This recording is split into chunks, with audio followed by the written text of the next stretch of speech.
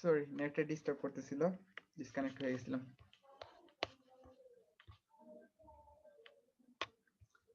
ওকে, যেখানে শেষ করেছিলাম, হ্যাঁ, একটু চেক করতে হবে এই ম্যাথটা হচ্ছে কি অন্য সব ম্যাথের মতো না, যে আগের যে দুইটা ম্যাথ দেখাইছে এখানে দেখা x - 1 হোল স্কয়ার আছে। সো এই টার্মটা যদিও হচ্ছে কি তোমার -1 থেকে 1 এর মাঝখানে কোনো টার্ম বসাইলে এই টার্মটা লেস দেন 0 আসতেছে, কিন্তু এখানে স্কয়ারের কারণে এই পুরো টার্মটা প্লাস হয়ে যাবে। বুঝতেছো? এটা একটু ম্যানুয়ালি চেক করতে হবে।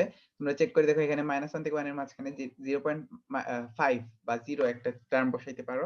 0 ই ধরো বসাইলাম, তাহলে কি হবে? 0 - 1 -1, যেটা লেস দেন 0। বাট এইখানে 0 - 1 স্কয়ার মিলে কি হয়ে যাচ্ছে? এটা +1 হয়ে যাচ্ছে। তার মানে এটাও গ্রেটার দেন 0 চলে আসবে, এই টার্মটা গ্রেটার দেন 0 চলে আসবে, আর এই টার্মটাও গ্রেটার দেন 0, বাট এই টার্মটা লেস দেন 0। তার মানে দুইটা প্লাস আর একটা মাইনাস, যেটা হচ্ছে আমার এই শর্তের সাথে মিলে। সো আনসারটা এখানেই ইয়ে হয়ে যাবে। আর এই অংশটুকু আনসারে আসবে না, কারণ হচ্ছে গিয়ে x is less than -1 এই এলাকাটাতে যদিও দেখা যাচ্ছে যে এই দুইটা মাইনাস এবং এইটাও মাইনাস, কিন্তু এইটা মাইনাস হবে না, কারণ এইটা হচ্ছে আলটিমেটলি প্লাস হয়ে যাবে। স্কয়ার যেহেতু আছে এটা প্লাস হয়ে যাবে। তাহলে দুইটা মাইনাস আর একটা প্লাস, দুইটা মাইনাস আর একটা প্লাস মিলে পুরো টার্মটা প্লাস হয়ে যাবে। সো এই এলাকাটাও আনসারে আসবে না। আর x is not equal to 1, কারণ কি x যদি 1 এর সমান হয়ে যায় তাহলে তো এই পুরো টার্মটা 0 হয়ে যাবে, লেস দেন 0 আর হবে না। সো এই জন্য পাশে লিখে দিতে হবে x is not equal to 1। So এটা একটা ইম্পর্টেন্ট ম্যাথ, তোমরা একটু খেয়াল রাখবে এখানে।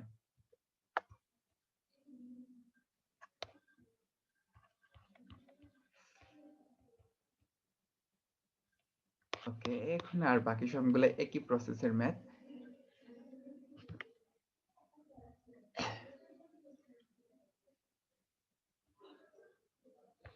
এখানে ফার্স্টে ম্যাথটা কি করা হয়েছে? আচ্ছা, এইটা একটু ইম্পর্টেন্ট আছে। এটা ফার্স্টে দেখো দেওয়া আছে 2x + 1 divided by 3x - 1 is less than 3x + 1 divided by 2x - 1। তো মাইনাস করে এটাকে এই পাশে নিয়ে আসলাম, তারপর হচ্ছে গিয়ে গুণ করা হয়েছে। ক্যালকুলেশন করে দেখা যাবে এখানে -5x² divided by 3x - 1 divided by 2x - 1 is less than 0।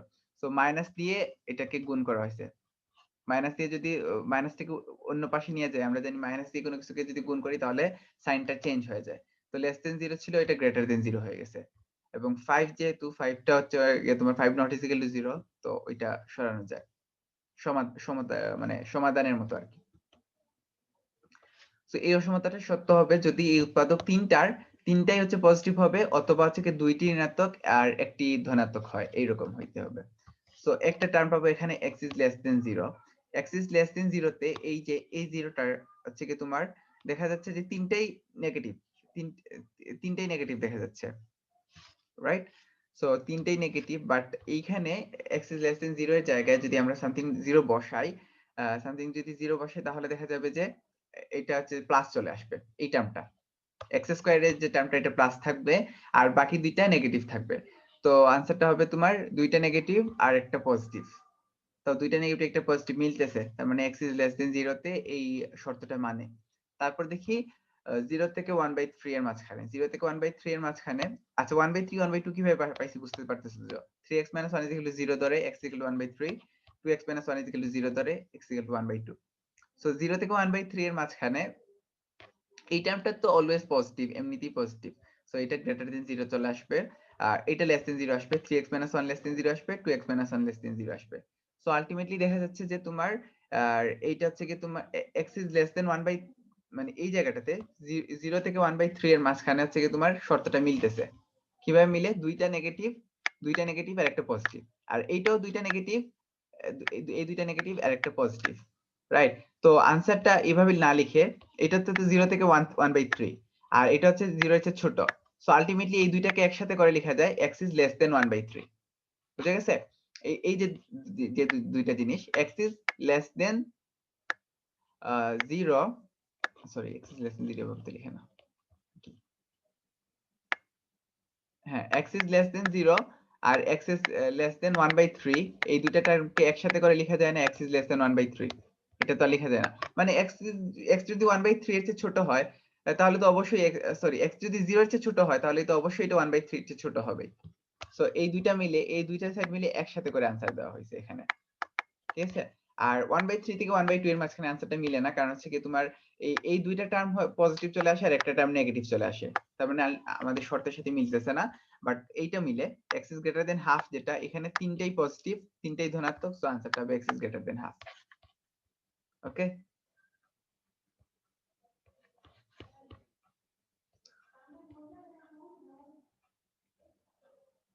আর এখানে যে গ্রাফগুলা দেওয়া আছে, এই তো আমাদের সমাধানের ম্যাথগুলা শেষ হয়ে গেছে। আর অসমতার গ্রাফ আমরা চ্যাপ্টার 2 যখন করেছিলাম যোগাশ্রী প্রোগ্রাম, এখানে অনেকবার করছি, তারপরে আমি জাস্ট একটা এক্সাম্পল দেখাচ্ছি আর বাকিগুলো দেখাই নাই।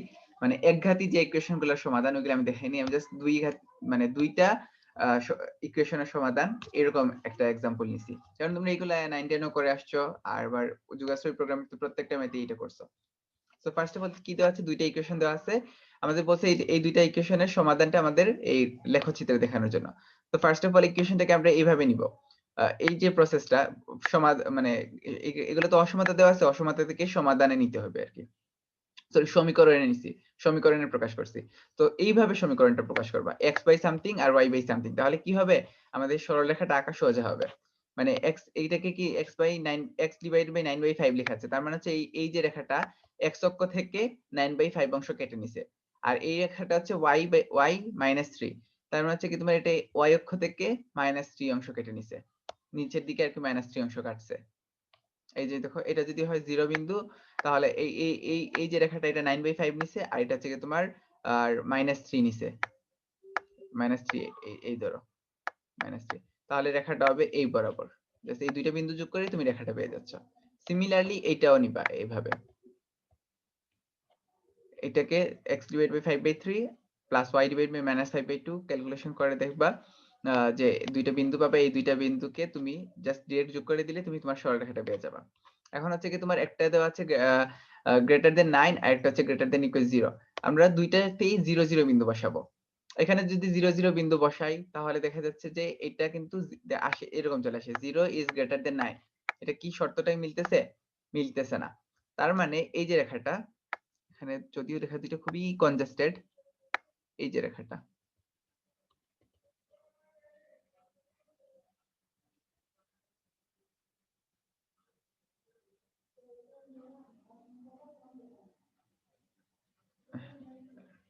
হ্যাঁ এই রেখা মেবি,